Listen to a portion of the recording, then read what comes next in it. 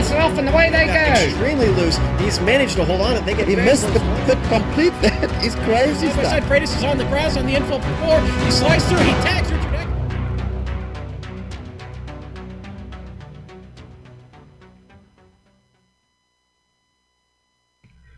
Floating high above the land of the rising sun, looking down at Suzuka International Racing Course, which today plays host to round 4 of 7 on the Formula Neagle Season 9 schedule. Sanctioned by the Absolute Beginners League, with all the Skip Barber open wheel excitement from green flag to victory donuts, seen live as it happens here on the Global Sim Racing Channel. This quarter-hour streaming award-worthy pre-race show will count us down to when the lights go off and the grid smokes away from a standing start, beginning the timer ticking on this 70-minute affair. So bring cyberspace into your place, fill up your favorite bowl with some flavored rice crackers, pour yourself an icy glass of melon cream soda, put your feet up on the recliner, and enjoy the simulated open wheel action that will be streaming your way. Konnichiwa, everyone, and welcome to another GSRC broadcast. I'm your host, Bill Soupson. Helping me call the action is Adam Forever Young. Turning the knobs and pushing the sliders is our director, Amjad Yaman, and at his disposal will be the camera locations provided by Dougie Beard. GSRC's coverage of Formula Neagle is made possible thanks to the good folks at ilovesimracing.co.uk, the home for your personal created button boxes. The Season 9 champion will be awarded a custom-made button box from I Love Sim Racing. Sim Racing your way. Adam, there is no shortage of racetracks in Japan, Okayama, Motegi, Fuji Speedway, but for today's round 4, Formula Neagle visits the Origami Pretzel, better known as Suzuka. Yeah, Suzuka is one of those tracks that just about everybody has to try their hand at just once. Of course, situated in the heart of Japan, and opened in 1962, which I think a lot of people sometimes think it's older than what it actually is, but nope, 62. It's also one of the only tracks I think still on the Formula One circuit. I could be wrong about this, doing this one off the top of my head, that kind of undercuts each other where that tunnel is at just past turn 9. So this is a 17-turn layout, 3.609 miles. The lap record here belongs to Kimi Räikkönen at 1 minute 31 seconds, 0.54. So this track hosts just a little bit of everything, and including even hosted a then Winston Cup event way back in 1990, I think it was 95 and 96, before it moved over to the other track, the Twin Ring Motegi, in 97. So, Bill, I think we're going to be on our way for a very fun event here. I love turn 1 at this track with how the radius changes, and of course you can't ever count out the S's. Very technical part, and I think the S's will be very fun to watch in these Skip Barber cars today. And of course, we're going to be going to the track guide here with, I believe it was Joe Peak that drove the track guide here today.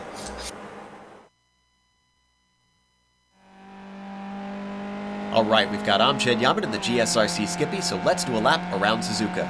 Coming down to turn 1, it's going to be tricky with the lift throttle oversteer, because 1 is more or less the entry to 2. Get the car slowed and stable to brake for this long banked right-hander. Even though it's at the end of a lengthy straight, this combo is going to make passing sketchy. As you exit, gently bring it back across the track to set up for the S's. Now, Amjad takes these series of back and forths without braking the whole way. Once again, using the characteristics of the car when off throttle, he's getting it to rotate around each bend. Keeping your rhythm is going to be very important to staying online. And if you get off of it, expect to be playing catch-up for the rest of the lap. And honestly, this is not a circuit where you want to overdrive the car. Now, as we come out of these and into Dunlop, it'll be flat out, so you'll mostly want to hold left around this long curve. Make sure to keep hugging the side of the road once it straightens, because now we're into Degner 1. Take a bit of curb, but make sure not to send the whole car over it. Then get left and onto the outside curb to slow it down for Degner 2. There's a lot of camber to help carry your speed, and you can just about straddle that rumble strip on the exit. From there, you'll stay left and then cut across at the kink to give yourself the widest entry into the hairpin. Keeping traction while also managing to rotate the rear of the car will help set you up perfectly because it's a long time on the throttle after here. Even though it's curved, 12 is more like a straight in the Skippy. Drafting could come into play, but you won't want to defend to the right because the upcoming spoon curve actually turns left. This is another one that will challenge even the most experienced driver. The first apex is fairly quick, and then you've got to straighten the car along the curved curb on the outside. Brake and really get it to turn in for the slower second apex. Again, guys who can keep the car planted and steady will be in a much better position now that we're being dumped on the extensive backstretch. The exit is so much more important than the entry into spoon. Like most long courses in this lower powered Skippy, you're going to see draft battles start to erupt along this high speed uphill climb. But you won't want to be side by side at the end of it because now we're approaching the fearsome 130R. You want to lift and just let it creep onto the curb, but not the AstroTurf. Put a wheel on that and she'll be sent spinning. Quickly get the car across the track and throw out the anchors for the Casio Triangle. This is a great place to try to sneak a pass in if you're close to the car in front. However, if you're by yourself, hold nice and tight on the first part, then get the power on as soon as you dare for the second. From there, it's simply a matter of shortening the line around the final curve, making sure to hit your shifts correctly, and bringing it home across the line at Suzuka.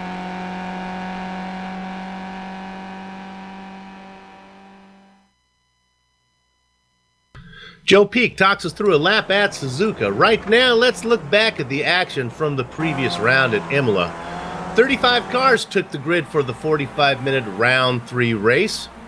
4 cars pulled away early. That would be Errol Num, Pierce Cocky, David Burns all together, and Johan Vanderbilt struggling to hang on, with a multi-car train far behind battling for 5th. But that train came off the tracks early when on lap 3, reigning champion Johan Hallberg got into the back of newcomer Brian Holmes. Both cars spun in front of Wojtek Podolzek, Ricardo Lard, and Vincent Brame. After the pit stop, it was Cocky chasing Num for the wins as Burns got shuffled out thanks to lap traffic. And with a few corners to go, Num lost momentum at corner exit behind the back marker of Cooper Collier, giving Cocky the opportunity to close the gap to the leader. At the final corner, Cocky took it in hot, went wide into the sand where he kept his foot down, hoping to get around the former champ for the upset win. But at the line, it was the Roland Estonian holding on, keeping his record perfect at 3 wins in 3 tries, beating Cocky by a half car length. And what does it all mean for the point standings? Well, with 20 points awarded for a win, a perfect score after 3 races would be 60 points. And sure enough, Bushfink Racing Pink's Errol Num has hit that mark.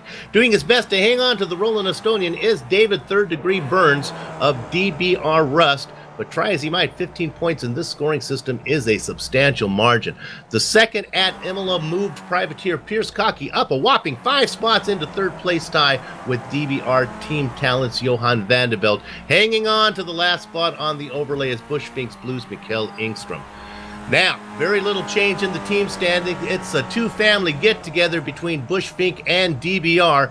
Scott Brazier needs to thank his agent for pairing him up with Errol Num at Bushfink Racing. Pink is running away with the championship, up 27 points on DBR's team talent, manned by Mr. Excitement Liam Quinn and the fan belt Johan Vanderbilt. Following next is the solo effort of DBR's Russ David Burns. Bushfink closes out the pair of overlay spots with Blues Jakob Lundgren and Mikkel Ingstrom deadlocked with Yellow's Ricard Allard and Jonas Blix. Adam, we talked about the track, reviewed the last race, gone over the driver and team points, but we are not done.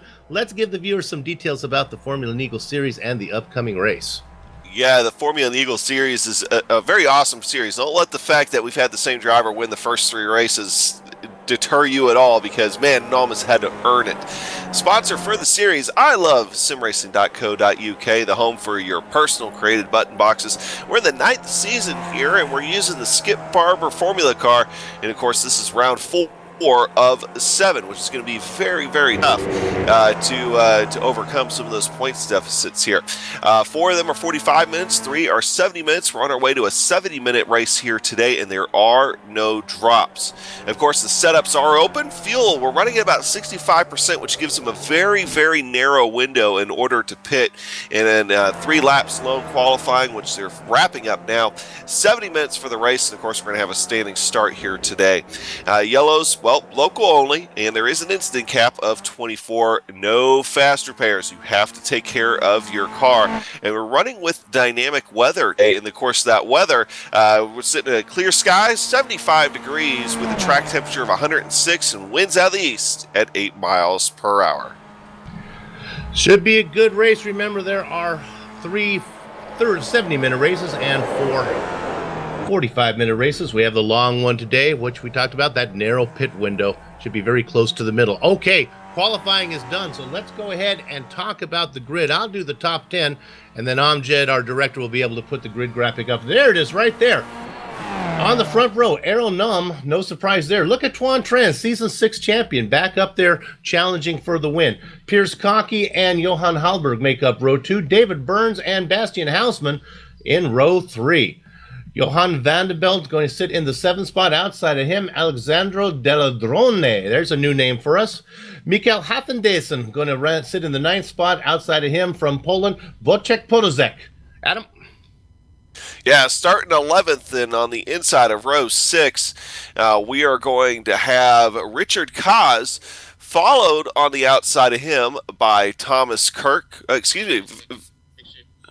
No, but I believe I'm sorry, that's my fault. Vincent Braum starting 11th. Williams Martins de Silva starting in 12th. Eric Lukel starting in 13th on the inside of row 7. Liam Quinn on the outside of row 7 starting in 14th. Rodrigo Capitel Ferrar starting in 15th. Mark Figueres starting in 16th. Richard Kaz starting in 17th. Cooper Collier starting in 18th. Richard Kalum starting in 19th, and Mark Riddell starting in 20th. They're gridding up right now, but we can probably get through the rest of these. Hitting blackjack today is 21 is Jack Turner. Outside of him, Darren Bolton. Michael Parks, Guillermo Boris, Ben Saunders, Adams Olenson, Stefan Schmidt, Darren Kuhn, Thomas Kick, and Michael Key make up all the way back to 30th position. And I believe, is that everybody? We have 30 cars. I think Michael Key is our last qualifier. All right. Let's look now as we look up on top from the blimp. You can see that Aeronome's already got his car put on the grid. We're waiting for the second qualifier to bring that car in there. Those of us at GSRC appreciate Tuan Tran taking his time, gives us time to get through all 30 drivers today. Waiting for the Mama Jean Racing driver to take his spot, and now he does. Okay, 30 cars on the grid, led up front by Bush Fink Pinks. Errol Num, he's 3 for 3 throws so far this season. Can he go wire to wire today? Well, I don't know. We'll see what happens. Tuan Tran, Season 6 champion, knows how to get the win and likes this track and is very good at lap tracks. You can hear the engine starting to harmonize now. They're waiting for the lights to go off. Gather up the chickens, take cover behind the cows because the horses are out of the barn. The Roland Estonian leads them into corner 1, but here comes a challenge from the man from Netherlands, Tuan Tran, in that purple and black machine, looking to go on the outside through corner 1. That's not going to work. They get close. Tran has to back up a little bit. It's 1-2, Nome and Tran, followed in third place by Piers Cocky and Johan Halberg. Yeah, so far so good. Looks like everybody is through that 1 and 2 complex as they head into the S's.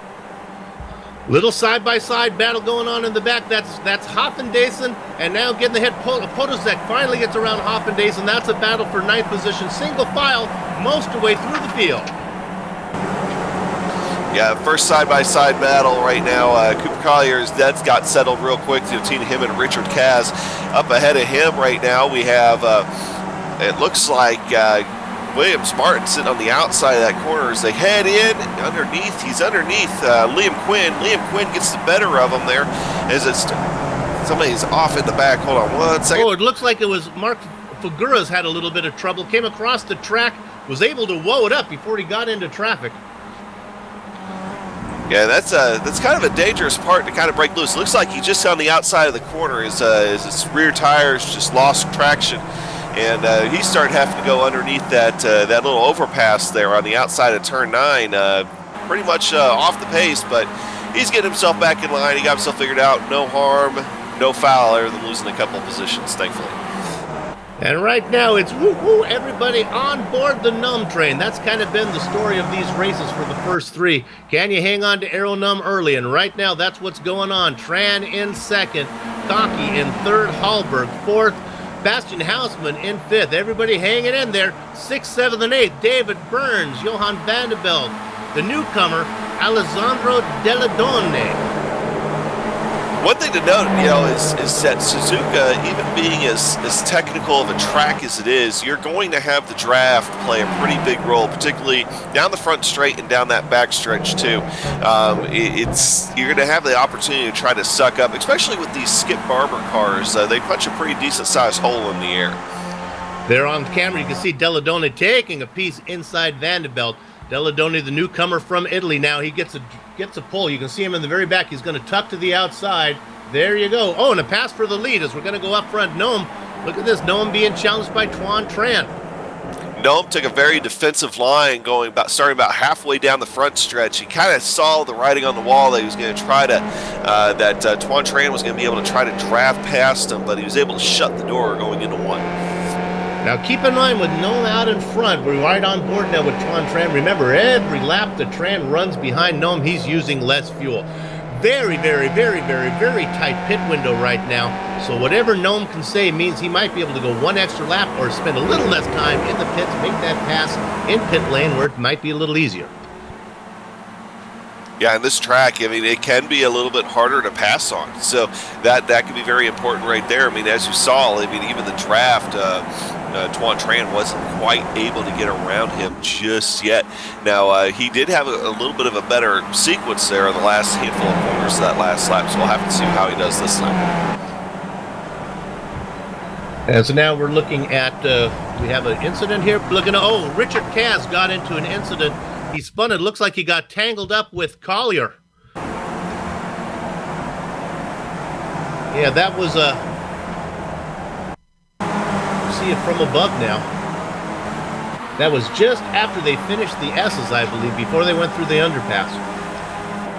Yeah, it looks like Richard just went in there a little bit hotter than what he was thinking, and that could have been a lot worse than what it ended up being. I don't see any significant damage on Richard's car or any of the other cars involved, so thankfully that ended okay. Let's go to the lead as Tuan Tran now making a look. Going to be to the inside here as they come up into 130R. He's going to get that settled before they get to 130R. I don't think you want to go 2x2. Maybe the Skippies could do that because they're not all that fast, but he gets it done through 130R. Num's fighting back, though, as they go to the Casio Triangle. My goodness, the Roland Estonian does not want to be behind, and he's going to get that back. Num looking to go wire to wire, I think, today, as he is determined to cross the finish line first. So while Tran does get ahead, he's not going to get credit for a pass, although Tran coming back now, but it's already there. It looks like Num's going to get the lead at the start-finish line. Tran trying to make the outside work, getting a little help from a driver back behind. That's Pierce Cocky. Cocky coming off a second-place finish last week at Imola. And that's one thing where that experience at Imola probably should help him at a track like Suzuka. Kind of similar, you have one real good passing zone as far as a real big drafting zone, and the rest of the track is fairly technical. So that should help him as he goes through the day. But these front six cars here just lockstep with each other. Tuan Tran now taking the lead briefly again from Aeronam, and of course that very well could change once again by the time we get to the front straightaway, thanks to the draft and its effect here. One thing I just want to point out to our viewers, of course, if you're unfamiliar with the Skip Barber series, you're going to see a lot of these cars with the front wings tweaked just a little bit. I think both Aeronam and Tuan Tran already have their front wings tweaked just a little bit. Just with the Vanderbilt's off. Hold on. Let's see if we can find it here. Oh my goodness, he lost it. It looks like, is that Degner? Is that the name of that corner? He got loose. Just couldn't gather it up before he put it into the wall right under the underpass, beneath the underpass there. He tried to hide his mistake from above. We have too many angles. Johan, we found you. And that was definitely significant contact, and I think he knows that he just gave up the ghost and disconnected from the session. Well, what was happening with Vanderbilt? Remember, he was in that battle with the newcomer Alessandro Deladona, and Deladona had gone around him and was actually trying to make it a 7-car battle. Right now, remember, we talked about everybody on board the NUM train. Well, it's a 6-car train right now with David Third Degree Burns, the caboose. Happy to race back there. 6 cars out in front as they shuffle around a little bit. You see right there. Still, though, right now it's Tron Tran out in front. Actually, NUM has now dropped down to 3rd. Let's see if he's going to stay there when they get to the start-finish line. But that's a 6-car battle now. And, oh, Hausman gets a little bit loose. Almost gets into the back of the car ahead of him with Halber. Woo!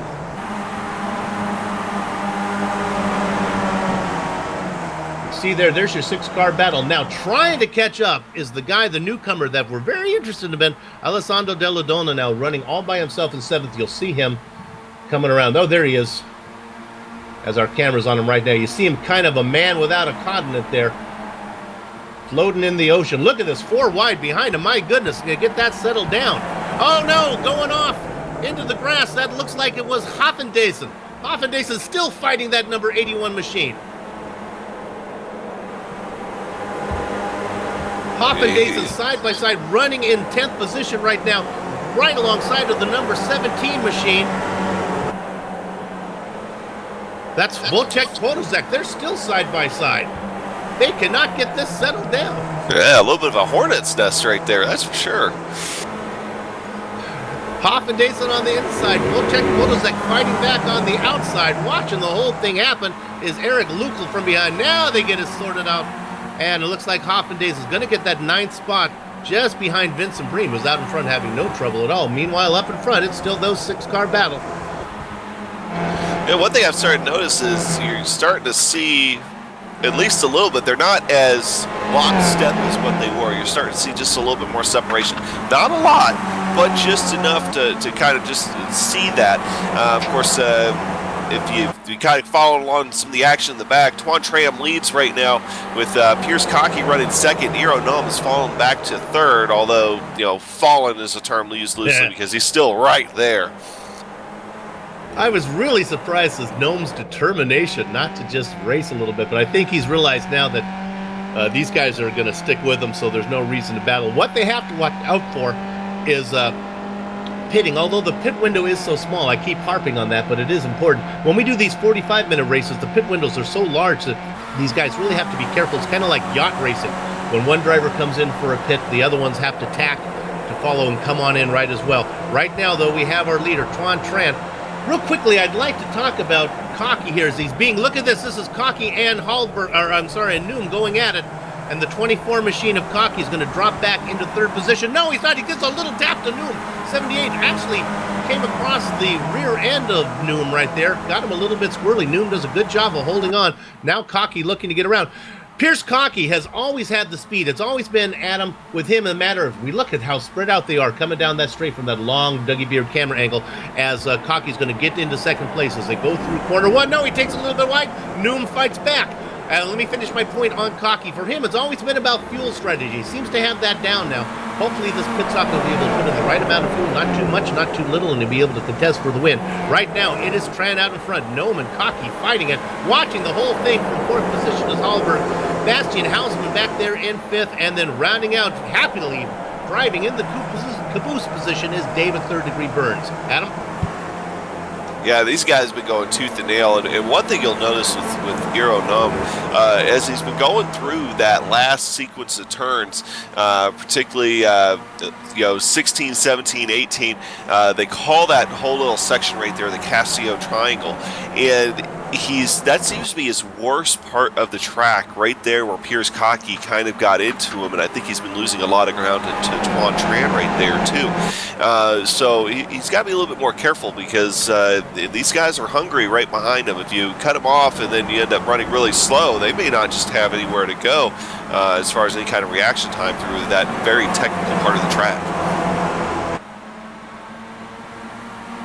Absolutely, as you see, they're looking at Tran out in front. Now, you know, team championships are important in this series, too, so let's go through some of these teams real quick, and my director can help me if I get some of these wrong. Twan Tran racing for Mama Jean Racing out there in front. Then it's the Bush Fink Pink driver of Errol Nome. Behind him, it looks like we have Pierce Cockey. Pierce Cockey's a privateer racing all by himself. Really could just call it Pierce Cockey Racing if you wanted to. Then we have the Bushfink Racing driver of Hallberg. Not sure what color he is. Green, Bushfink Green. Then behind him, hey, we have another Mama Jean Racing car. Hey, good race, good week for Mama Jean Racing. 2 cars inside the top 5. That's Bastian Hausman running 5th. And then rounding out the train, back there, David Burns running all by himself. I believe that's DVR Russ that he races for. These drivers take as much pride for winning the team championship as they do the individual championship. 6 cars still out in front. I want to give you an interval from the 6th place driver, David Burns. It was about 2.5 seconds when I checked last time. Now it's about 2.7 seconds. Back to the newcomer, Alessandro Deladone. Not able to run him down. Go ahead, Adam. Aeronome just very easily moves aside and takes that lead from Tuan Tran. Aeronome back out in front of this race.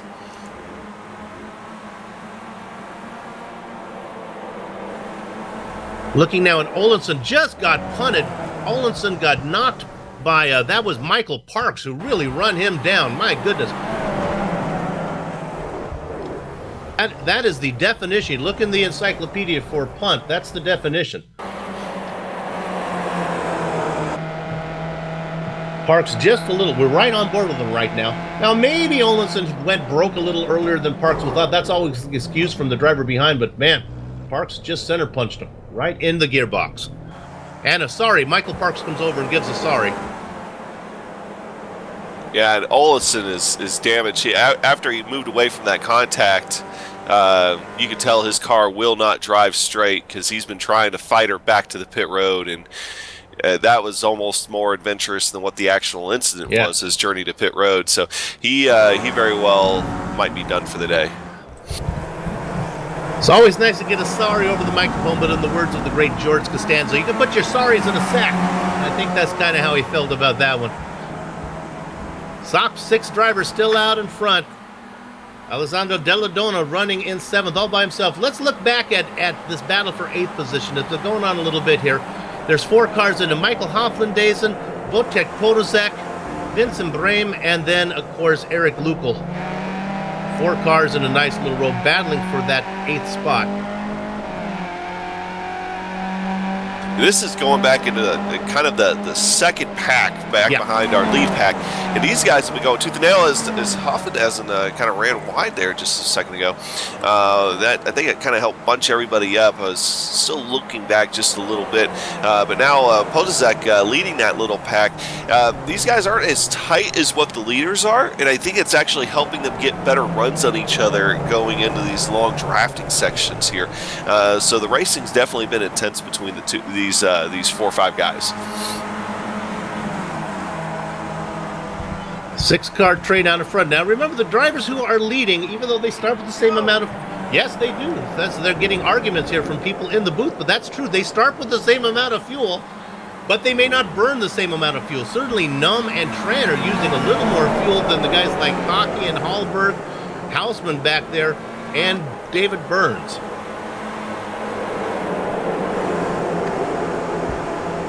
This is one of those ones where you're definitely, if you want to be out in front of one of these little packs, you're going to be at a significant disadvantage just because of how much extra fuel you're going to burn. And you keep bringing it up. Even if you could save a 1/10 of a second on pit road based on not having to put as much fuel in the car as the other guy, think about how much time that is on track. I mean, that very well could put you in move you from the front to the back of one of these packs right now. Let's quickly go back to 9th place with Eric Lukl. He's in a tight battle. My spidey senses are tingling right now with Michael Hoflandaisen. Hoflandaisen got around him. I'm sorry, Lukl got around Hoflandaisen, so Hoflandaisen back into 10th spot. Boy, it's fun to say that name once you figure out how to say it. Can't stop saying it. So right now, Mikel back in 10th position. Watching the whole thing is Vincent Brehm. Getting into the mix now, Mr. Excitement, Liam Quinn running in 12th position. So it's really a 5-car 8th, 9th, 10th, 11th, and 12th. I guess that's 5 cars with Liam Quinn watching the whole thing. Yeah, Liam Quinn's not necessarily in a bad spot either. I mean, I think he'd like to be just a little bit closer and take a little bit more advantage of that draft. But he's actually still turning faster lap times than some of these guys while they're battling. So that's kind of allowed him to catch back up and probably will continue to do so. But these guys, they're definitely going at it. You'd think they'd be racing for the lead right now as hard as they're going at it. Let's quickly go to 20th position. A quick shout out to Thomas Kick, who has really kicked some of the drivers in front of him out of the way. He's our hard charger so far. Started 29th, up 9 spots into 20th, running all by himself right now. There you see kicking that beautiful, I'm going to call it red. Correct me if I'm wrong on that, but man, that color is red. That's AJ Foyt red right there. That's Coyote, what I think AJ Foyt used to call Coyote red. Didn't Foyt at one point on his team in the old IRL? Didn't they used to have a 44 car? I believe yes. He likes 14s and 41s and all those mixed together. As long as it has a 4 in it, right? Yep. Funny story about AJ. I can relate to this as I'm a man of extreme dimensions as well. But they actually had to cut away the tub so that AJ could fit into the car in his later years. Had to widen it a little bit just for him. Not for everybody, just for him. Uh-oh. Our newcomer, Alexandro Delladonna, has disappeared. Let's see if it was from an accident, if I can find out what happened, or if it was from connection problems. We're thinking connection. I'm going to see if I can just fast forward. I found him here. I'll tell you what I'm doing right now. I'm fast forwarding through his last couple laps. He was racing, and... well, I show him, yeah, he just disappeared. Just went on. That's the sim racing equivalent of like a battery going bad on you. Pretty much. That's how a lot of people like to look at those internet disconnects. Is it's more of a, since there's no actual mechanical failures with these cars, those are your mechanical failures right there. It's your mechanical failure somewhere with, whether it be your internet service provider or maybe your home router, or it can be any of a number of things. Some people, it seems like it happens a lot. Some people must get their internet feed from Mario Andretti or somebody with horrible racing luck. All right, so now here's what's going on. Let me set the stage a little bit for you here. Oh, look at this. We go on right now. We have a pass for the lead up front. Cocky from third to first all of a sudden said, all right, boys, it's time for me to get a little attention here. So welcome to the lead, Pierce Cocky. No, that's going to be short-lived. Just diving to the inside. Well, that's a tough place to go side by side. Oh, and they managed to make it work. Woo-hoo-hoo. Arrow Numb being very aggressive. I guess when you have a 15-point lead and 3 wins under your belt, you can have a little fun out there. But once again, he's going to lead across the start-finish line for lap number 8, finishing 8.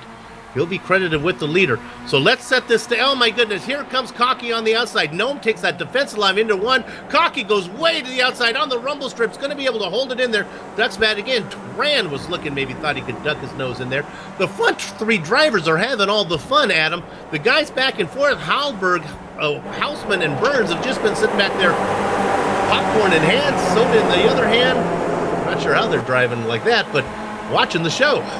That's pretty much what they need to do right now with as aggressive as these guys are being. Don't forget, I mean, we still have, we're just now across the 50-minute mark in this race. So they still have over, just under 50 minutes left to go.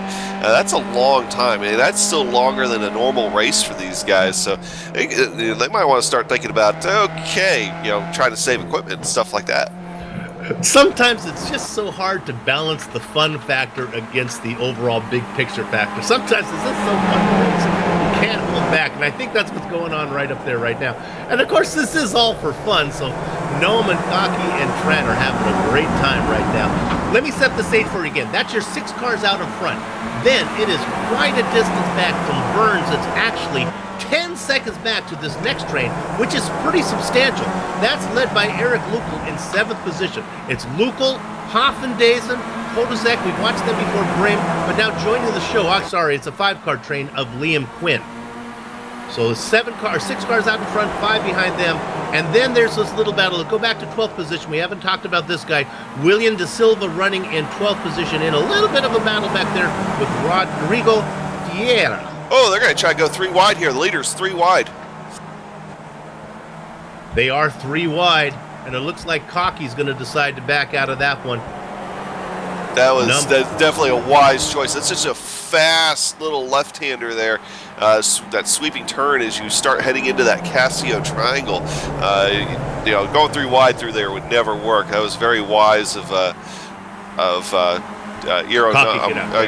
Cocky to back out of that. So, it's very interesting. Things kind of have like a domino effect here. A lot of this got set up about 2 laps ago when Iro Num, when he was in the lead, had a real bad turn 9, bunched everybody back up together, and ever since then, it's just been crazy like this. Yeah, but Hallberg has seen this movie before. Right now, he is worried because what happened when they were 3 wide, Cocky had to back out, and that broke the momentum. This is what happens so often. It's a 6-car train, and I've talked about it. How long can you stay on the Num train? Well, right now, Hallberg is doing everything he can to hang on the back of Tran because right now, Num and Tran have a little bit of a gap, and if those guys can work together, maybe they can break us. So much reminds me sometimes this racing in the Absolute Beginner League here in the Formula Neagle reminds me of the the Tour Le Mans or Tour de France, where you see a breakaway, and that's what's kind of going on right now. Num and Tran trying to break away. Hallberg working all he can to hang on to the back of Tran. Well, we'll see what happens here. This heading into turn 9 right now. Very, very hard part of the track. As you can see, Cocky didn't have a really good exit that time. See what Hoflandason is off. He got tagged. He got tagged behind by, was it Lukel who got him? Let me see who it was. They were in that battle. Yeah, Lukel just got this nose. Oh, Eric, I don't know how to explain this other than to use simple terms where Lukel turned Hoflandason. Hoflandason just racing out in front, and Lukel just kind of turns him. There was nothing subtle about that. Oh, and Hoflandason around again. There you see Lukel just gets the nose behind him and ouch. We always like to give the benefit of the doubt here at GSRC, but sometimes it's hard to come up with an explanation of how that could have happened. As we ride on board now with Hoflandason. Go ahead, Adam. And afterwards, while Hoflandason was trying to get his car back as they go through turn 9, he gets turned by Williams Martins de Silva. We're just going to see if we can pull this up. Hoflandason having a rough lap number 9 right now. Let's go back up front right now because this is kind of interesting. Let's set the stage here. Num and Tran running 1-2. Boy, Hallberg doing his very, very best to get onto the back of Tran. He is hanging in there. And then it's quite a distance as they go side by side. Now, this is probably not what needs to happen as Houseman goes to the inside of Cocky. That's probably going to cost those guys a little bit more time. Keep in mind the qualifying times. Remember, Iro Num, he was actually 0.3 of a second faster than Tran. Those are your top 2 qualifiers. Tran was actually 0.3 of a second faster than Cocky. So if those guys, Tran and Num, can break away, they certainly have the pace to leave the guys behind. But it looks like finally Hallberg's taking an exhale now as he's gone onto the back of Tran.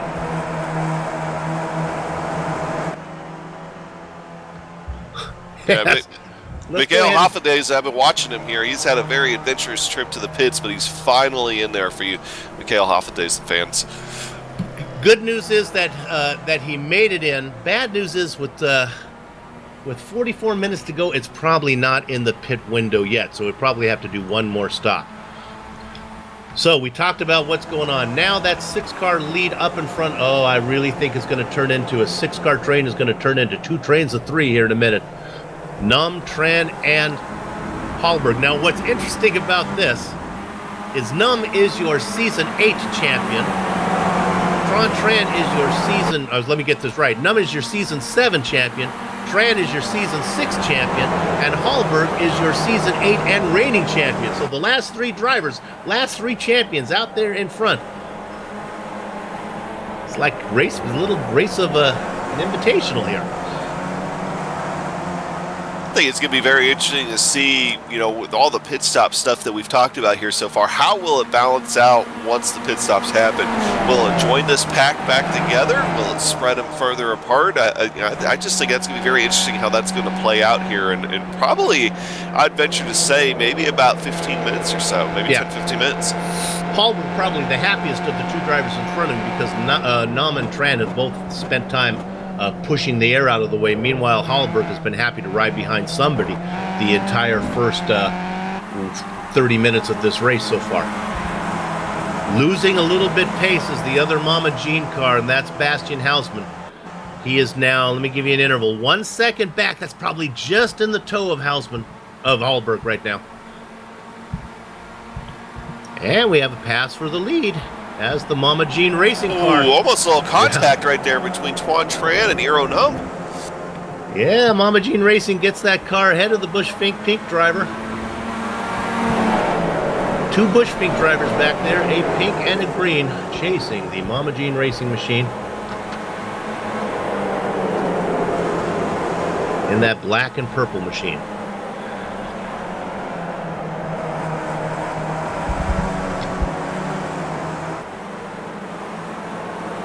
What we have now, again, Wojtek Podolsek now running in 7th spot. Remember, he was in that train with Vincent Graham and Neagle and Quinn. I think all the excitement there with Hoffendazen has allowed Podolsek to break away, running all by himself in 7th. Three-car train up in front. 1, 2, 3. Three-car train in 4th, 5th, and 6th. Then Podolsek all by himself. Then another three-car train of Graham, Neagle, and Quinn. Adam, maybe if things settle down a little bit, we can go ahead and talk about some of the drivers we haven't given much love to. How about 13th position, Cooper Collier, running back there. Cooper got a little bit of heat last time for getting in trouble there as a back marker. Kind of got in the way of the leaders right now, running in 13th. Yeah, he's had stuff has happened around Cooper today, but he hasn't been in the middle of any of it at the same time. He's ran a very clean race here so far today, and really impressed with how Cooper's been able to handle himself. And right now, I mean, his biggest thing is bringing the car home and bringing the car home in one piece. Works his way through the hairpin. Now right behind him is Mark Riddle, running in 14th, another newcomer to the series we don't know much about. Let's drop back, though, to 15th position. A nice little battle going on here. Richard Kaz in a battle with Jack Turner and Mark Figueres. Figueres is probably the only veteran. He has several of these Formula Neagle races under his belt. Not so much for Kaz and Turner up there. Right now, Kaz in 15th being chased by Jack Turner. Yeah, these guys have been... Richard Kaz is another one of those ones that's... Oh, Richard Kaz runs wide there. Is that going to allow Jack Turner? No, Jack Turner's not going to take advantage of that whole situation right there. Probably for the best. But Richard Kaz is another one of those ones that some things have happened around him today, and I think he had that little bit of contact very early on in the race. But other than that, he's had a very clean race here so far. Kaz, the Canadian driver, Turner from the U.S., and then followed behind by Figueres. In Benelux, I'm not sure what actually that. I would think probably that would be. It's a hard call. But I think a lot of Benelux is like, and I could be wrong, like Belgium, that area. Yeah. You don't want to make the stereotype they're judging by their last name. Figueres sounds Spanish, but you never know.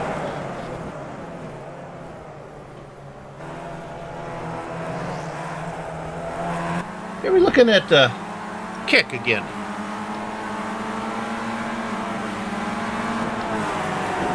Now we see that our first pit stop is Schmidt is coming in with 39 minutes to go. This might be right in the front.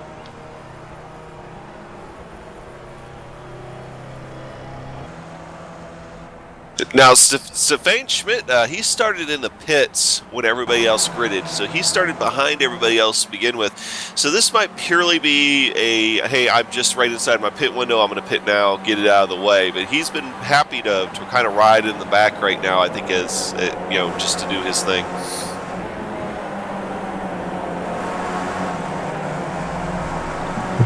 Looking right now there, it took me a while to find Thomas Kick. He's up 19th now. He picked up one more spot. He is still our hard charger. Up 20 positions. Or, I'm sorry, 10 positions. And he actually has a chance to get to Michael Parks. Let's see if we have some excitement out there right now.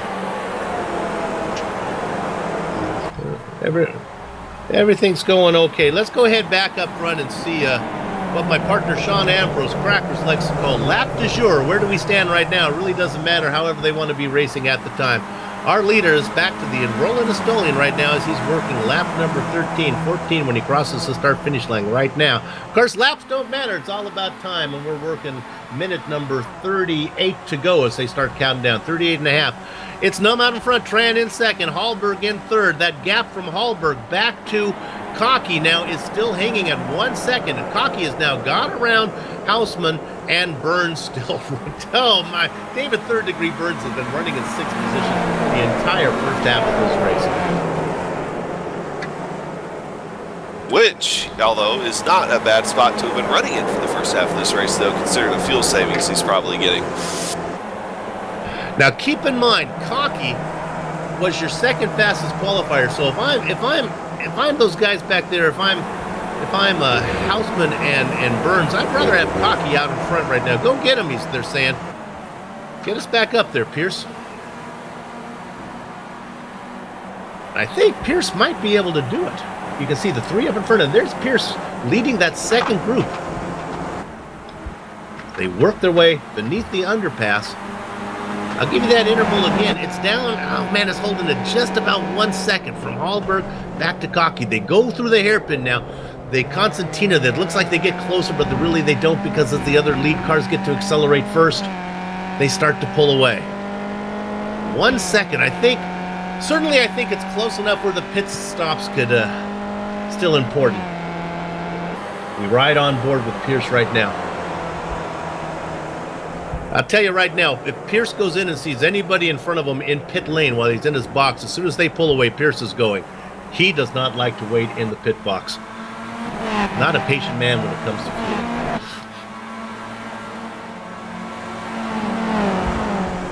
I think he figures, well, if I came in behind the guy and he took that much fuel, if he took enough fuel, then I must have taken enough fuel, and he'll come out. Whatever works, right? Yeah, well, it doesn't work that often for him. Kotasek still running in 7th all by himself.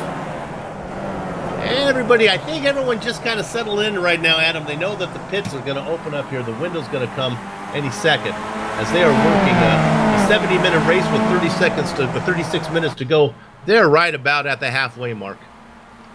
You know, one thing I've kind of noticed here the last few minutes, Eric Lukol, after that contact with the half a dozen earlier on, is missing his front wing now, and he's still being able to hang on to the back of Vincent Grom and Liam Quinn. Liam Quinn and just talk about it, Eric Lukol now into the pits.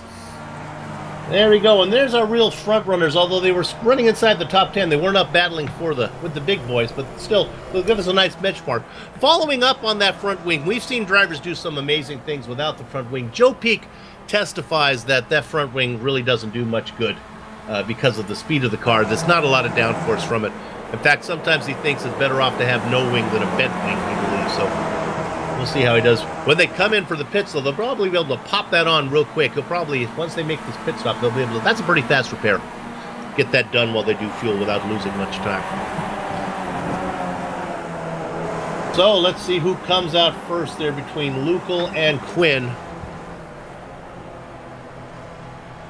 And they roll out with Quinn out in front, Lukol right behind. Mr. Excitement, Liam Quinn, coming out running currently in 16th position. I think he's going to be able to say that everybody else is behind him. So there's our benchmark of all the drivers who've pitted so far. Liam Quinn.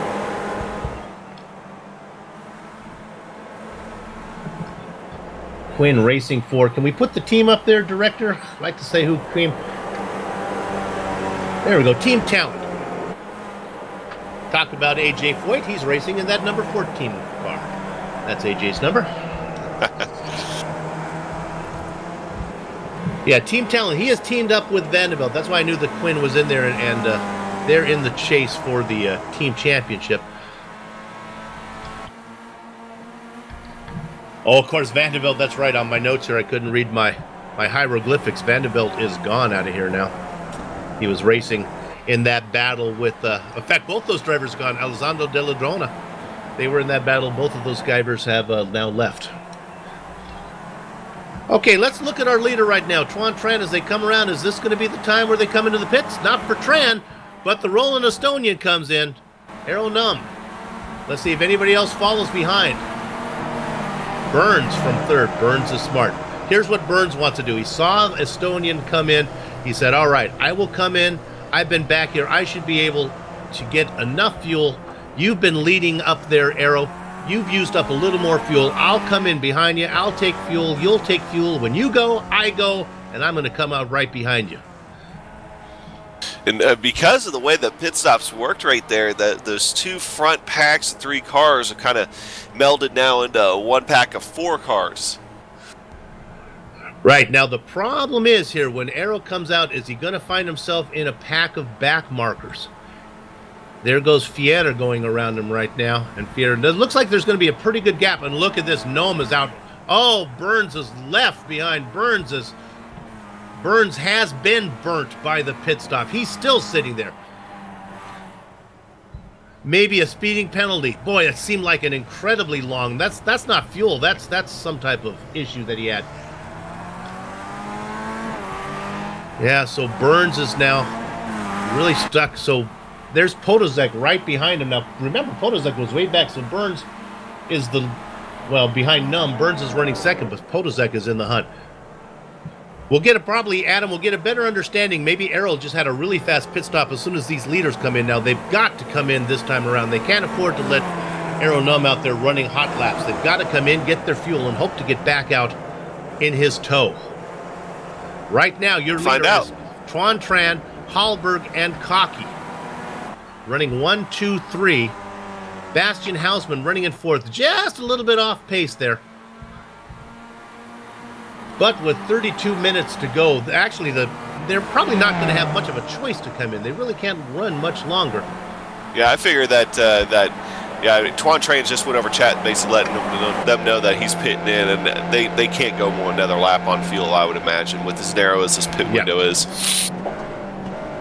So what we'll do, we'll put one eye on our guys, the leaders in the pit, then we'll put the other eye on Arrow Nome, and we'll see if we can get an idea. All three, top 3 coming in. And 4, let's add in Bastian Hausman coming in. Oh, and a spin from Hoflandason. I'm not sure where he is going. He missed a little bit of the Casio triangle there, but that's all right. No harm done there. Arrow Num now working his way. He's already through has he gone through 130R? Yeah, he's come. Oh, he's a 130R right now. Here he comes. So he comes in, goes across the overpass. Now heading down into the Casio triangle. Boy, it feels like he's pretty close to me. Just my gut tells me he's going to be able to do this through the triangle. Tran is in his stall, sitting there. Tran continues to wait. First coming out rolling is Hallberg. Hallberg followed by Tran. Where is Num? Here comes Num right now across the start-finish line. Can these boys get it up? Yeah, I think so. Hallberg's going to get it out first. Tran's going to come out in second. Num's going to drop in third as they go through turn 1. They've got their momentum up. The little lawnmower engines in these little Skip Barber cars are running full song. Hausman in fourth, followed by Cocky. Out in front, though, is Johan Hallberg. They call him Buckles. And he's got quite a lead on Tran. Very, very good pit stop and entry for Hallberg. I think he gained a lot on pit entry when they were first coming in there, and that's the difference on the track right there. And of course, big gap between him going back to Tuan Tran. Arrow Num is not quite to Tran just yet, but he's in his draft. Oh, Tuan Tran gets wide there coming out of 9. Got his left sides in the gravel there just a little bit. I think that's going to help Arrow Num catch up a little bit to him here. Probably not the worst thing that could happen to Tuan Tran is to let the Roland Estonian by. He's really fast. If there's any chance of catching Hallberg has quite a lead here, about almost 2 seconds. Am I counting the scoring right? Let's see if then what the interval from Hallberg is back. Yes, and my goodness, it's almost 2 seconds from Hallberg back to Tran. That's out of the draft. So these guys are going to have to do it old school, run them down the old-fashioned way just by being faster. Once again, go ahead, Al. I was going to say, well, you're exactly right. Now we're going to see, who has the exact better car and not so much the aero part of it, too. Pierce Cocky trying to make a move here around Bastian Husmann. And it looks like Pierce Cocky's going to get that position. He drifts a little wide. Ooh, buddy. Oh, that was almost bad. That was nice. That car was loose for the entire corner. Good job of catching that thing. One of the things that happens in these cars is one of the only things, the dynamics in sim racing that I totally understand is the lift throttle oversteer. For newcomers, if you understand, when you lift off the throttle, the weight goes forward and the front tires bite a little bit more. The rear end gets a little light. It starts to come around. One of the ways it's so against all that seems natural, one of the ways to pull yourself out of one of those spins is actually put the throttle down and get some of the weight back to that back tire so they bite. Doesn't seem right at all, but that's how it works.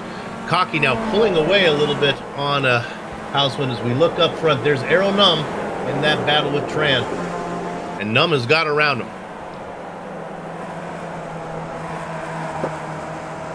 So let's set this interval for you. Hallberg, it's 1.4 seconds right now from the leader back to the one-time champion, 3-time winner this season, Aero Num. They're all champions up front, though.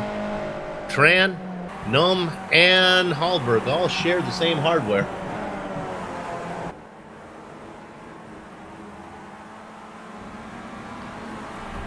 "27 minutes to go. We crossed the halfway mark. Everybody's made their pit stop.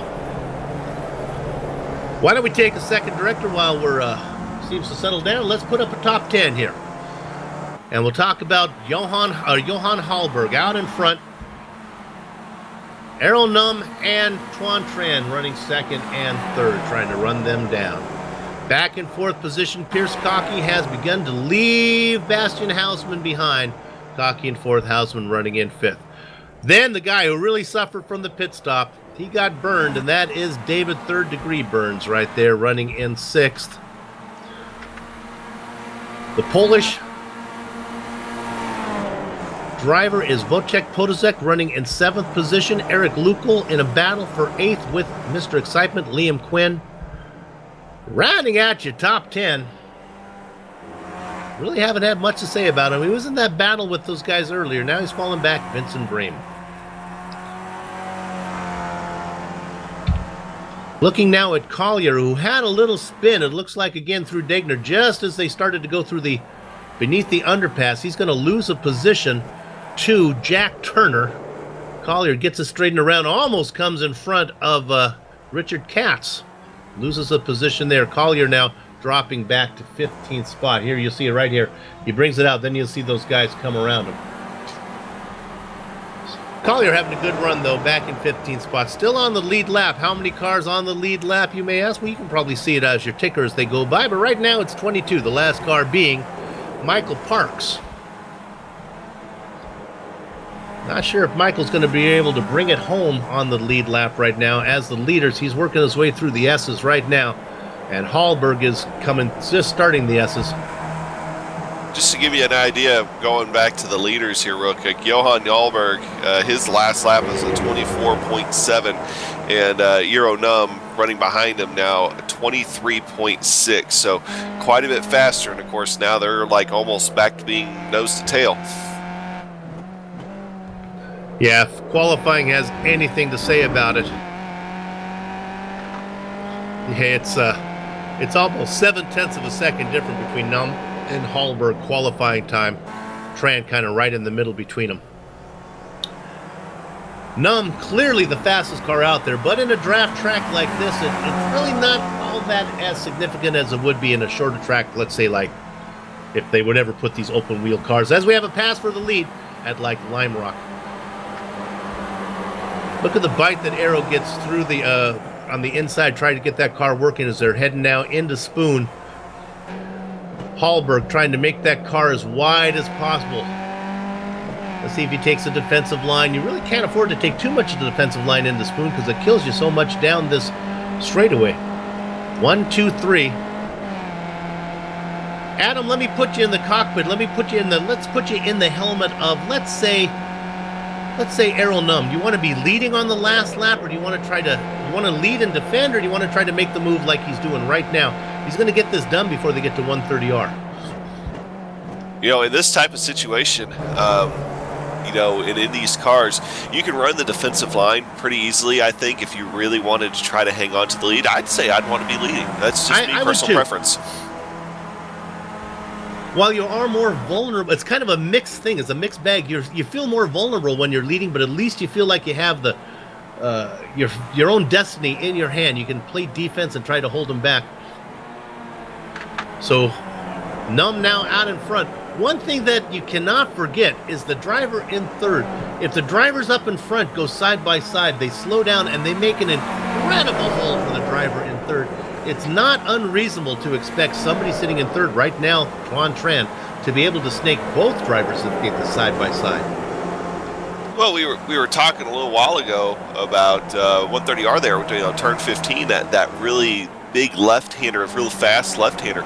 Earlier on, we had a moment where they almost went 3 wide through there, and you know, if it's the last lap and I see, you know, first and second go side by side, I'm not going to lift going through there to try to, you know, I'm going to go for the win there, and that would be a good opportunity to try to do it. I mean, it is with as fast of a left-hander as that can be. Looking right now at 9th position battle here with Quinn and Neagle. This has been going on for a while now. Out in front is Neagle. Actually, it's a battle for 8th. He gets a little bit wide. Coming in now, trying to make a move, Mr. Excitement. That's Liam Quinn. And then watching the whole thing is Bream. Remember, Bream was back quite a bit intense, so Vincent has been able to run these guys down. I wouldn't be surprised if Bream ends up finishing ahead of both of these guys, maybe getting that 8th position right now. 3-car battle there for 8th. Neagle, Quinn in the middle, and Bream right behind him. They work their way through the hairpin. The car in the middle gets a little bit wide, Quinn, but maybe he'll get a nice drive through as they head their way through the right-hander down into Spoon. What's funny is if they looked over to their left, they could see Num and Tran going right by us. This track crosses over each other. They could probably wave at each other.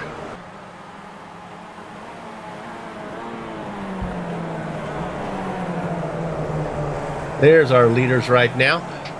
Interesting here as we look at the leaders, I'm not sure if there's enough time.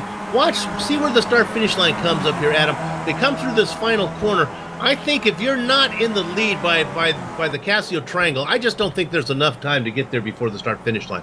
No, it's too short. You've got to be. You have to make your move down the backstretch at some point between you know, the turn 14, the end of the Spoon curve, going through turn 16, the start of the Casio Triangle. Let's go to the triangle right now. Talking about the triangle, look at this battle, 2 wide.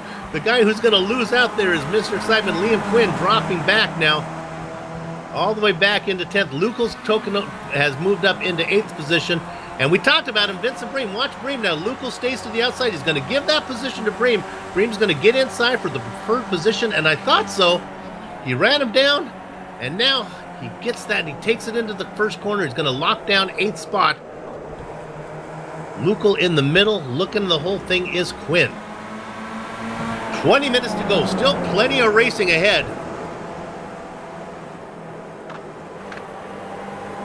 Those 3 drivers having a nice battle. Let's go ahead and see if we can make some friends and family happy of some other drivers we haven't talked much about here. Maybe we find somebody in the battle here.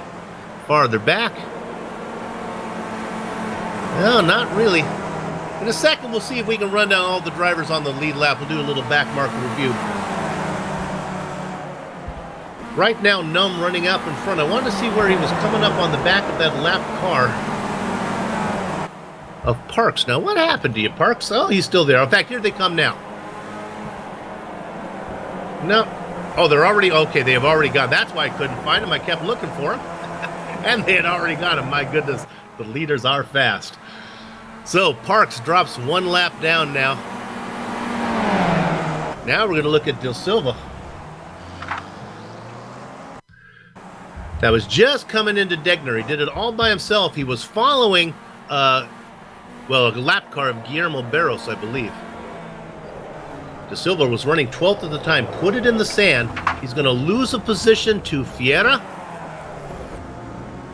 Yeah, the way he came back on track, and granted he didn't really have much of a choice, it's no fault of his, he just polluted turn 9. There's a lot of little dirt and debris out there right now. That's a tough corner to begin with.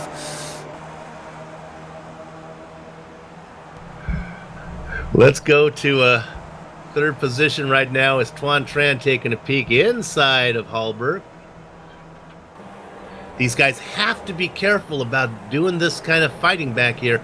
They really have to make sure they don't slow each other down because Noma's just waiting for an opportunity to say, see you later, boys. So if Tran's going to make a move, he's got to make it. He's got to make it clean and quick.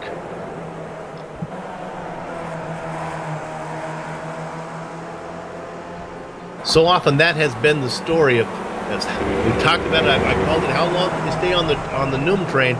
But oh, there's the mistake right there. As Hallberg gets loose, puts it in the wall, comes back across and puts it. Now that's going to end his race as he banks off the inside wall, comes across, gets the outside wall. There's the mistake I was talking about when you try to stay on the train. Well, in the American elections, they always call it the October surprise. What's going to happen that nobody saw coming? I think Johan Jarlberg just had his October surprise. His rear tires just got off the grass, into the grass there on the outside of that corner just a little bit, and it was just enough to lose traction, just sent him almost at a dead 90-degree angle into those hail bales there. The conductor came by saying, tickets please. Hallberg couldn't find his, and they gave him the heave-ho. He is off the train and out of the race. And now we go to our leader real quick. Num has about a 1 second lead on Tuan Tran. These are your two fastest qualifiers. So Tran has really got to be clean. He's really got to be perfect now to stay in the toe of the rolling Estonian. If Arrow can get away, it's good night, nurse. They're both running very, very, very even lap times. I mean, Eero Num was just a couple. That was an adventure for Eero Num right there. As they work their way through the Casio Triangle right now, 16 minutes to go. The interval now down to 0.7 of a second. I think anything under 1 second puts you in the toe. So two champions, there were three, but like an Agatha Christie book, now then there were two. Errol Num and Tuan Tran. Cocky moves up into third. Bastian Hausman picks up fourth position. And David Third Degree Burns is going to round out your top five. Those guys are... Actually, here comes Burns. Oh, I thought Burns was actually coming in the pits. I guess he's okay.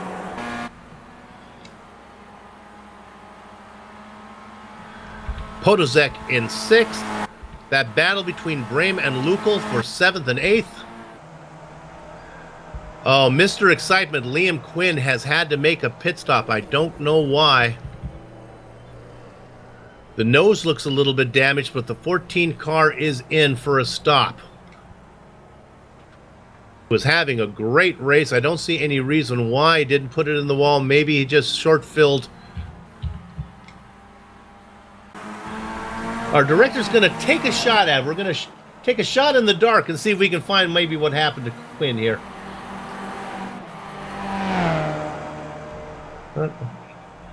We think we may have it. Let's see. He's chasing those guys in front. I'm not sure if we're actually going to see anything. Look how close he is here. You're watching it for the first time with us. Seems to be okay. Just while you're watching it, it's not warming it up enough to go to just yet, but Tran is right on Nom's back wing. So we're not sure what happened to Liam there. He was having a great race. Okay, now let's go ahead back up to the front because Adam just made the good point there that the Mama Jean racing car has caught the Bushmink pink car of Errol Num. And now the 23 with a nice run. Oh, he's just back there being coy. This kind of bobbing and weaving. what my other partner Joe Peak likes to call reconnaissance racing. Just checking out, getting a feel for the territory, feeling out where he's weak, where he's strong, where can I make the move. Adam, can you make the pass? Maybe we should watch and see, can you make the pass after 130R before the Casio Triangle, or do you have to make it before 130R as they work their way around the lap car right now of Darren Kuhn? That's the last car on the lead lap. Kuhn running in 18th position, now goes one lap down. I think, and Liam Quinn is just disconnected from the server, just That's FYI. too bad. I think that you've got to at least be side by side. You at least have to have had, to make your move by 130R and be side by side by that point. I don't think you're going to be able to try to pull off anything at the last second there. Got it. Now you could under braking, but you're going to be setting yourself up for a pretty dangerous situation right there.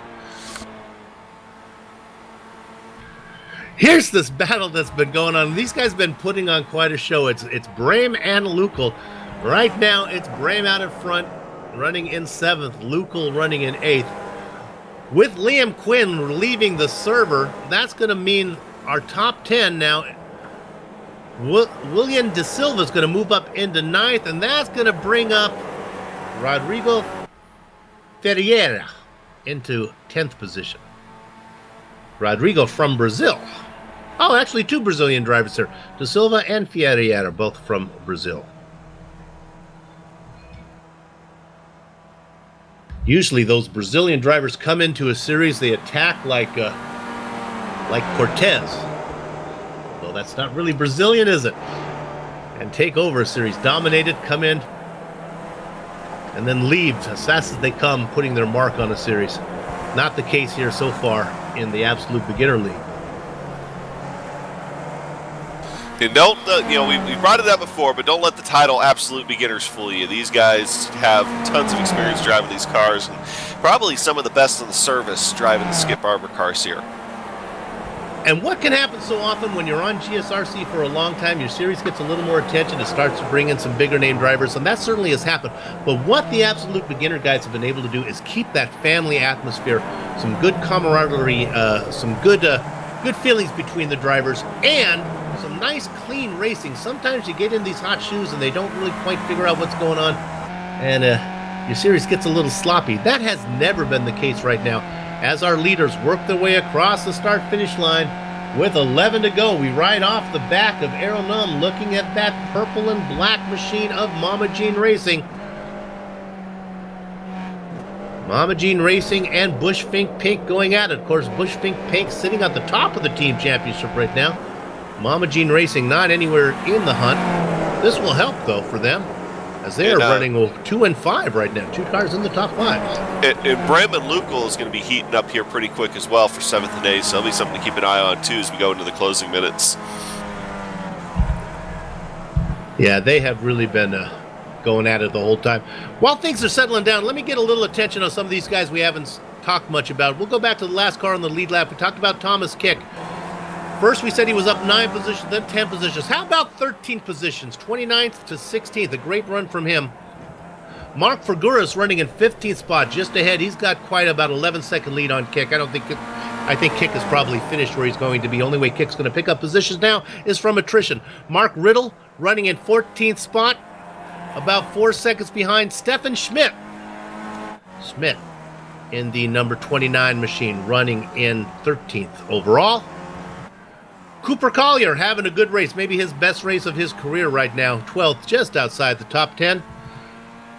Jack Turner from the U.S. running in 11th, and then the last car on the top 10, we talked about it, Rodrigo Ferreira, the Brazilian driver. 16 cars on the lead lap, 4 cars 1 lap down.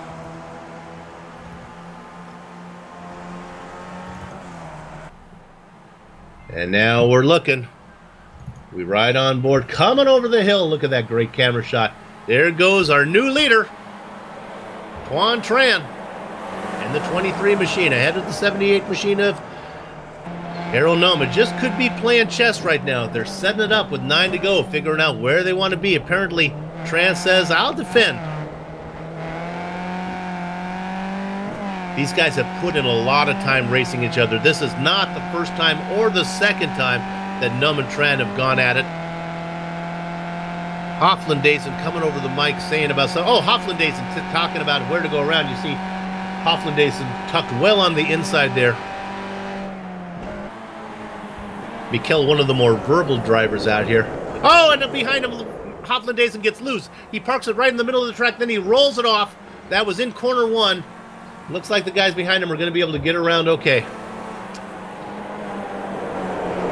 Hofflandaisen with an incident there. Not going to affect the leaders up front, though. They've got around. Oh, what happened? Yeah, our directors. That's why we pay Amjad Yaman the big money. That was Hofflandaisen's last incident point. There is an incident cap here, and when he spun it, went off onto the grass. He got the disconnect for reaching the, I believe it was 24 incident points here today. So that's one way to get your car out of traffic.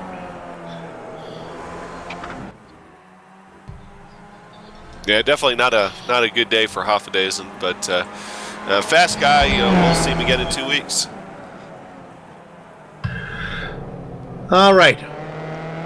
For the remaining here 7 minutes, with our apologies to all the guys running in the back, most of our attention is going to be paid to our leaders now. Is that where the excitement is? Tran and Num. We will keep an eye, though, on that battle that we've been watching between Brim and Lupel for 7th position. Everything else pretty much settled down. Cocky all by himself. Hausman all by himself in 4th. David Burns running in 5th all by himself, and Wojtek Podolzek running in 6th. Really not a battle there. So 2 battles inside the top 10. The 2 Brazilian drivers, De Silva and Vieira, are within... no, actually, they're not together at all. I'm sorry, it's Brem and Lukel we will follow the battle between. Yes, that battle for 7th position. See if there's anything else. Let's take a quick look here. So I'm going to break what I just talked about. Let's go to Rodrigo Vieira running in 10th position right now. He's being challenged by Jack Turner. We don't know much about Jack. We'll give him a little love, a little screen time.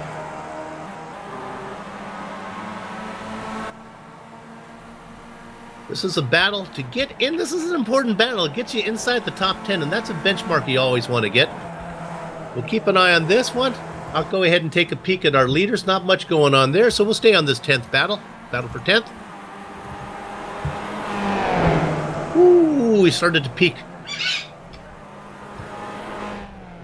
You can hear the Japanese red-breasted fighting eagle squawking in the background there, I think. They are native to this area of Japan. Sometimes they fly up in the booth.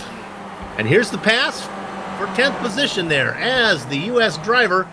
Turner, no, he's going to back out as they work their way through the left-hander. Now they go through, finishing up Spoon down this main straight. This battle for 10th continues between Ferreira and Turner.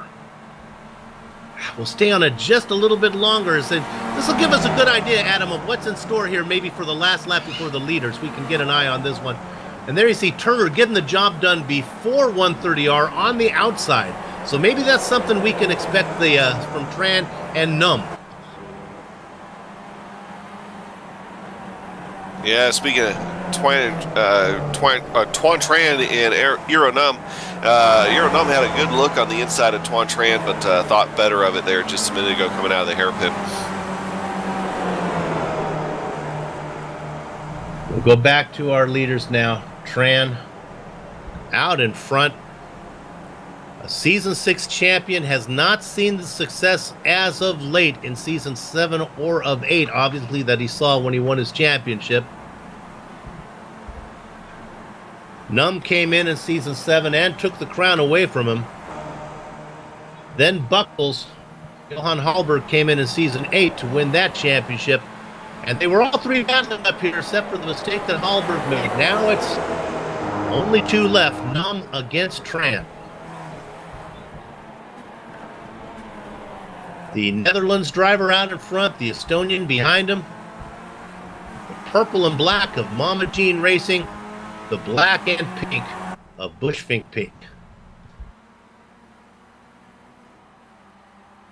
They cross the start-finish line. 4 minutes to go. And now here comes Arrow. I'm going to look to the inside, and I don't think Tran has any problems with this one.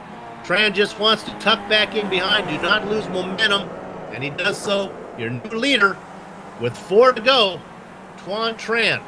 Lap times are about 2 minutes and 24 seconds. I would think this might be the second lap. I think they'll maybe get the white flag next time around.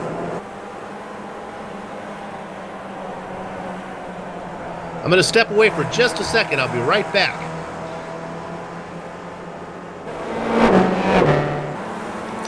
So we're watching Aeronome here. He's still holding steady onto the lead as they head through.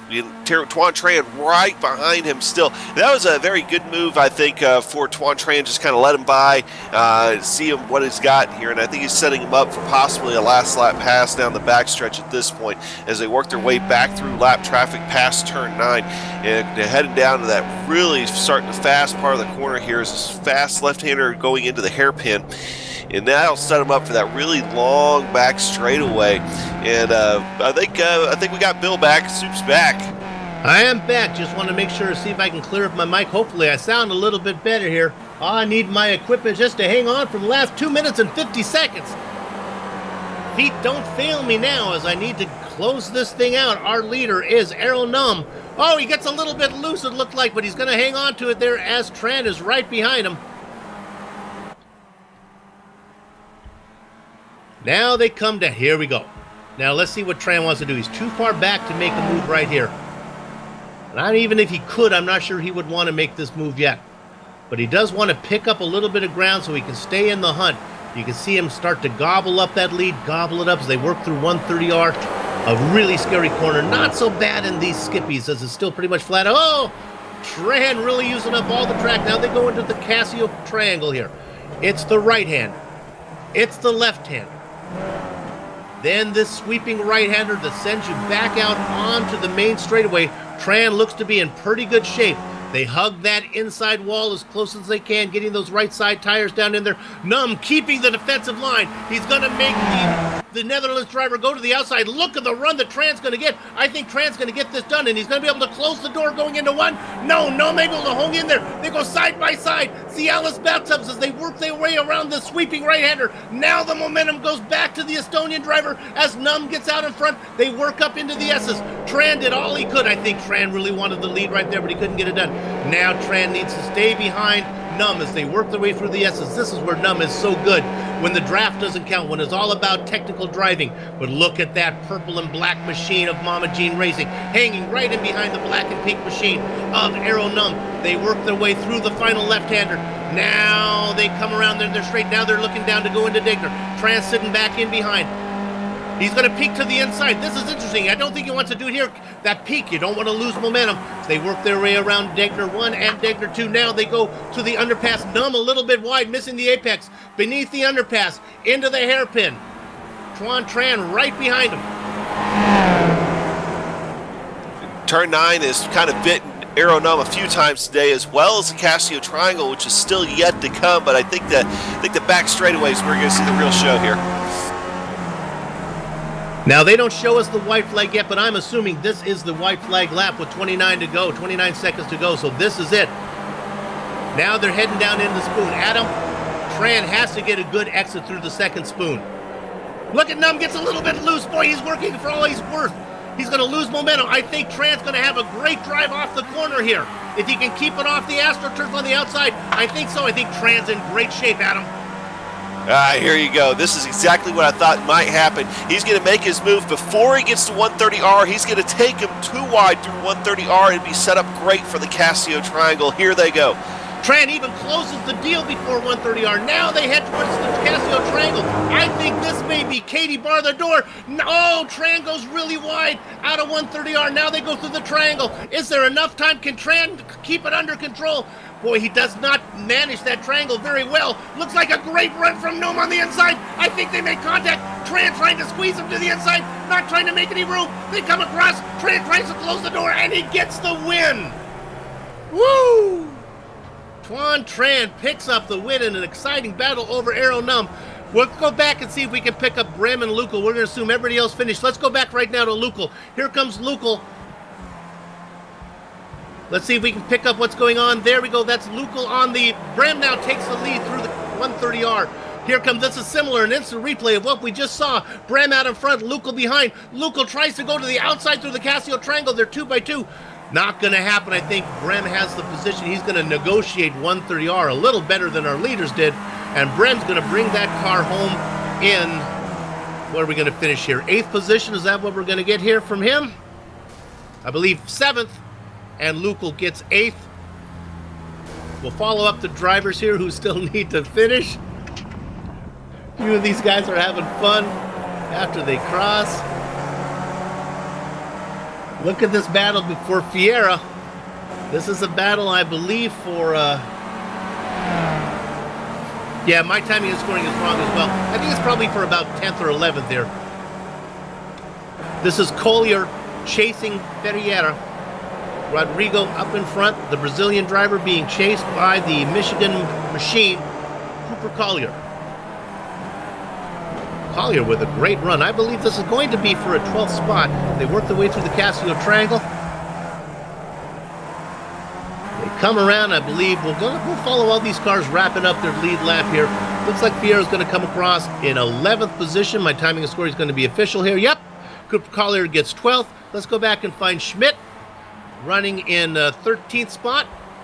And I believe, let's see, is this a battle for spots there? Well, not sure where Schmidt's going there. The track's this way. So for Gouras, I believe, I'm not sure if Schmidt's going to be awarded this one. We'll see what happens. I think he probably got a slowdown penalty. I don't think that one's going to count for Stefan Schmidt. He comes across in 13th. Let's see if iRacing gives it to him. Mark Figueras is going to get 14th. I think when Adam and I come back after the break, we might find Schmidt farther down the order there. Mark Riddick is going to get 15th position. I believe that wraps up all the cars on the lead lap. My goodness, the Absolute Beginner League never fails to put on an exciting show. Bill Soup's on with Adam Forever Young. This is the Global Sim Racing Channel. We're going to take a short break. We'll be right back to run down the entire standings, driver interviews, and close-up shot. Back in a few.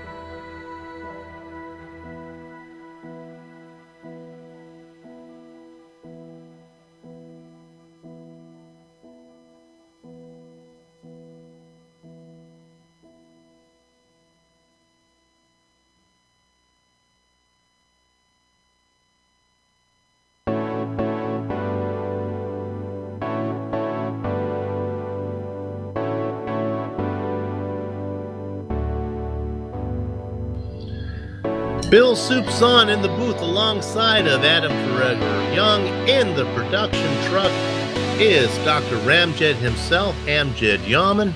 And this is the Global Sim Racing's post-race coverage of the Absolute Beginner League Formula Neagle Round 4 from Suzuka. And boy, did we have an exciting race with a couple champions battling it out nose to nose. Former champion Season 6 Tuan Tran came home ahead of Season 7 champion Errol Num by 1/10 of a second in a great battle that went all the way down to the finish. Pierce Cockey came home in third. That's a nice follow-up to his second place finish at Imola. Bastian Hausman finally having a finish that's more appropriate for his type of talent as he gets a top 4. A good race for Mama Jean Racing first and fourth. And David Burns finishing in 5th. Wojtek Podolsek, Vincent Bream, Eric Lukel, William De Silva, and Jack Turner round out the top 10, Adam. Yeah, going up to 11th spot, Rodrigo Capiletto Ferraria. Finishing in 12th, Cooper Collier. 13th, Mark Figueres. 14th, Mark Riddell. And you're right, Stefan Schmidt dropped down a few spots in the standings down to 15th. 16th, Thomas Kick. 17th, Darius Kuhn. 18th, Michael Parks. 19th, Michael Key. And 20th, Richard Klum. At the blackjack table, getting paid 1.5 times was Liam Quinn, Mr. Excitement, 7 laps down, though. Johan Halberg gets the double deuce position. Guillermo Barros going to finish in 23rd. The double dozen spot goes to Darren Bolton. Boy, we didn't get to talk much about these drivers. Here's a driver we did get to talk a lot about, and that was Miguel Hoffendason, finishing in the quarter-century mark. He had quite a lot of excitement for 25th. 26th spot goes to Richard Kaz. Adam Olenson, 12 laps down in 27th. Alexandro Deladona, he had a great race up front, was running near the top of the group, going to finish 22 laps down as both he and Johan Vanderbilt were together. The fan belt's going to finish 27 laps down in 29th spot, and then rounding out the last spot, finishing 30, Ben W. Saunders, 28 laps down. Okay, let's go to the interview booth now. Let's see, who do I get to talk to first? I have my pick. We have no race winner in there, so let's go ahead. Let's go ahead and I'll grab Bastian Hausman here, as he's our 4th place finisher today, and we'll see if we can maybe get some of the other drivers to come in. Right now, we'll talk to Bastian Hausman, who finished 4th overall. Bastian, boy, it's been a long time coming, but a good race. Hey, good evening. Yeah, I'm happy with the results. Nice to see 4th place again. Is this track something you like? This track, is that why it worked so well for you? Did you put in practice time, or did the dice roll well for you? I like the track, but it's a tricky track. I put in some training time last week, so I think that paid off. And the draft was amazing because I didn't really have the pace when I was alone, so it's good to get on the back of the other drivers.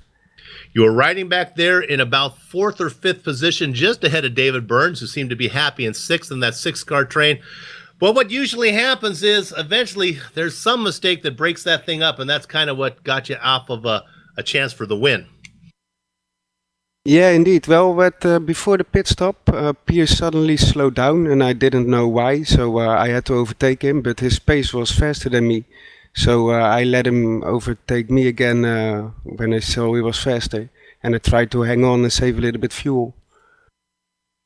Well, it was an impressive run. Nice to bring the car home clean. Nice day for Mama Jean Racing, a 1st and a 4th. That'll move you up the points there a little bit. Congratulations on the 4th place, and let's keep it going. Indeed, thank you very much. Happy to score good for Mama Jean. And she'll be happy to hear it as well. Maybe get Mama Jean in here for an interview one of these times so she has a good race. Okay, that's Bastian Hausman, your 4th place finisher today. Adam, who are you going to talk to? Well, I guess we got Cooper Collier out there. I guess we get his opinion and see how his, Pierce now. Pierce, you there? Let me bring in Pierce. Here we go. Okay, you're in there. Got Pierce. Okay, Pierce Cockey, your 3rd place finisher. Yeah, okay. So I don't think Piers is near his mic. So let's go ahead and bring in Cooper Collier, talk to him.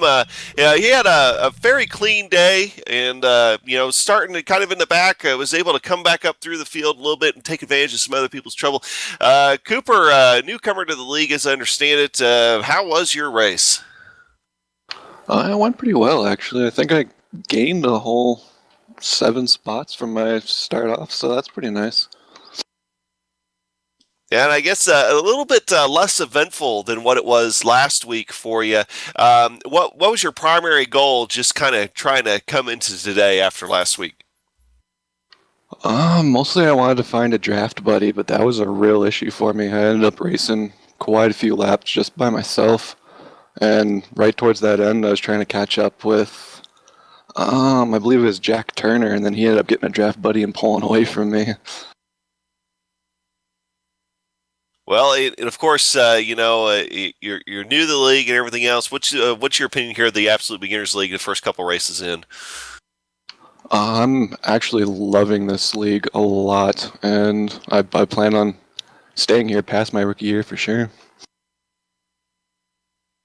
Awesome. Well, hey, good job on trying to get through today, bringing the car home for the most part clean, and I'm pretty sure after a while we'll start talking to you a little bit more while you're up at the front. I sure hope so. All right. Well, thanks again, Cooper, and I believe Bill Soups On is caught up with Eero Num, the Rolling Estonian. Arrow, I got to congratulate. Sorry that the string broke here at 3 in a row. You can't. I guess the saying is you can't win them all, although, boy, you were trying. What a great battle with Tron Tran there at the end. Oh, yeah, it was hard. I was just trying to be safe. So let's take you back a couple laps. Do you think ahead about where you want to be on that final lap? Say, I want to be in second, I want to be in first, or do you just let the race determine where you're going to do that last lap at? Yeah, this time it was just I was gonna take guys that come, so. So going into the last lap now, you had the lead through Spoon, and then he was able actually to pass you even before 130R. Did you think you had anything for him left there at the end before the Casio Triangle? Well, I might have. I just messed up that corner because he went wide too. So. Which through the triangle, not back at Spoon, but the final corner at the triangle. You had trouble with those final corners before the start finish line? Yeah, I was just too late for braking. Yeah. So. Well, Errol, you can't win them all, but my goodness, unless I look at your nearest competitor, you still finish ahead of the guys who are chasing you. So, very impressive run. We'll see if you can pick up another championship here. You've reached the halfway point. You're out in front, so good luck bringing it home. Yeah, thank you. Errol Num, your second place winner today and your overall point leader. Let's say goodbye to Errol here. Thank you very much. It's not often that we get to see Errol beaten, but he was definitely beaten this time. And that's one of the things that the Absolute Beginner League likes to do is make sure they focus on draft tracks there. Oh, we have one more. We're going to bring able to this will be exciting. Always good to hear from Pierce. Let's bring in Pierce Cockey now. I guess he's going to be able to talk to us. So let Adam talk to Pierce. Yeah, Piers, good to hear from you, man. Hey, good run today. You hung up at the front, especially for the first half of the race. Then things kind of got away, especially once the pit stops happened. Tell us a little bit about how your day went. Can you hear me? Yeah, we got you now. Oh, good. Right, hello. It went okay, I think. First sort of third of the race was kind of fun, hanging on to Tron and Nero, but I can't even remember what happened, to be honest. Something happened. Oh yeah, I got overtaken by a load of people going down that long straight, and then dropped a couple of places. Then went in, pitted. Don't know who I was in the pit so long, but came out, and it was just really a bit boring the last bit of the race, trying to catch people up. But yeah, not too bad, I suppose. And of course, if you need the, with the pit stops and everything else, were you guys all out there just trying to save fuel in the draft and just trying to get that extra lap and try to pit a little bit later, or what was your strategy there? No, not at all. I just try and keep the car on the track. To be honest, I don't really think too much about trying to save fuel. But you know, I've no idea if you can save that much fuel. To be honest, but I just hung on as long as I could and followed the other guys in. I really had no choice because I was going to run out of fuel after that, and I didn't really want to be doing that. But there we are. Yeah, that would pretty much be the end of your day at that point. Wouldn't be the first time Pierce ran out of fuel, though, son. Yeah.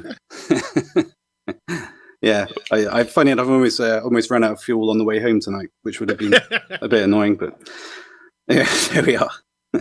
Almost did that in the middle of nowhere, Texas, a few weeks ago. So, you know, overall, though, pretty good day for you. Is there anybody you'd like to thank here to wrap things up? No, just, you know, you guys for your great coverage, and the organizers for, you know, putting together such a good series. So thanks to all of you. There you have it, Pierce Cockey, a third place today, coming on the heels of a second place at Imola. He's really got things turned around. Somebody to watch as the season progresses. Okay, we're going to wrap things up here, and we're going to go ahead and do our thank yous right now. We'd like to thank the Absolute Beginner League for organizing Formula Neagle and contracting with GSRC to broadcast it. Hey, all of you, pay attention. Now, these are the people that make this possible. Don't be leaving us now. Also, thanks to ilovesimracing.co.uk. I Love Sim Racing is a website where you find quality-made sim racing button boxes, custom-made to your personal design, making your sim racing experience more realistic and fun. It helps you execute all those important in-race vehicle settings and pit stop changes, giving you the extra edge on the track, all at a very affordable, competitive price. Working closely with you, it's their goal to create the exact button box layout you've been looking for, figuring out what it is you want and what it is you don't want, resulting in a box just for you that nobody else has. Your button box will not only work on your PC, but on your PlayStation 4 platform as well. ilovesimracing.co.uk, the home for your personal but created button boxes. Adam? Yeah, and also thanks to the company's equipment and software that you see on the screen now that we use on our broadcast. The original music you've heard on today's broadcast is thanks to Eric Elcom and Casey Lalonde. See the screen for how to contact each of them. Next up for the Formula Neagle will be in 2 weeks, October 30th for Round 5 from Road America, and GSRC will be there to bring you all the action. If you'd like to find out more about GSRC, including dates and times for all upcoming broadcasts and archive races, go to www.globalsimracingchannel.com. We're also on Twitter at GSRC Channel and Facebook at Global Sim Racing Channel, all one word, all lowercase. Finally, on behalf of my mate Adam Forever Young, our director, Dr. Amjad Yaman, and our camera artist, Dougie Whiskers Beard, I'd like to thank all of you for watching. And with that said, we're off to have fun storming the castle. So until next time, race clean, race hard, and we'll see you on the track.